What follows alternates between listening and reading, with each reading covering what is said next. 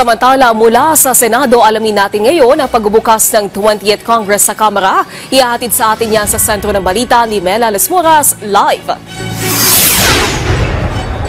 Yes, Naomi, sa ngayon ay ongoing pa rin itong ang sesyon ng Kamara para nga sa opening ng first regular session at kani-kanina lamang ay isa-isa nang nagtatalaga ang mga kongresista ng mga kanilang mga bagong pinuno.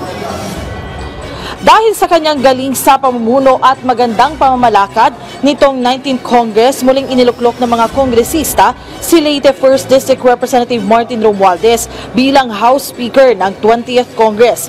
Personal siyang ninominate para sa naturang posisyon ni Quezon 2nd District Representative J.J. Suarez na sinegunda naman ng iba't ibang party leaders kabilang na si Ilocos Norte 1st District Representative Sandro Marcos. Abot-abot naman ang pasalamat ni Speaker Romualdez sa patuloy na suporta ng kanyang mga kasamahan sa Kongreso. Pangako niya, paigtingin pa niya ang pagserbisyo at mahusay na pamumuno sa Kamara sa ngalan ng patuloy na pag-unlad ng bansa. Bukod dyan, nailuklok na rin Naomi kani-kanina lamang si Congressman Sandro Marcos bilang House Majority Leader habang hinihintay pa natin kung sinong mailuluklok bilang House Minority Leader. Para naman sa SONA ngayong hapon, may kanya-kanya na ring hiling ang mga kongresista na sana'y maisama sa talumpati ni Pangulong Ferdinand R. Marcos Jr. Pakinggan natin ang bahagi ng kanilang mga pahayag. At siyempre po, yung tuloy-tuloy na pagbaba ng presyo ng bilihin, unang-una yung presyo ng bigas, talaga naman yun ang kanyang pinaka-number 1 na programa.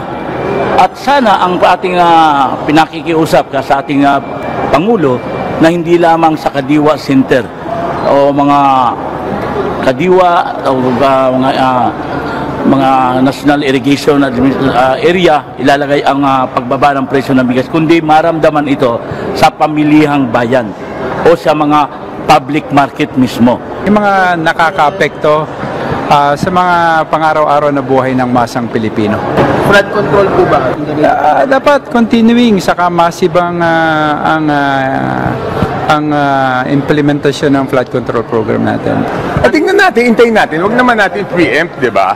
Basta tayo makinig muna tayo, tapos saka na tayo magkomento pag nadinig natin. Mahirap naman yung pini-preempt natin, sinusubukan natin hulaan kung anong sabihin ng presidente, di ba?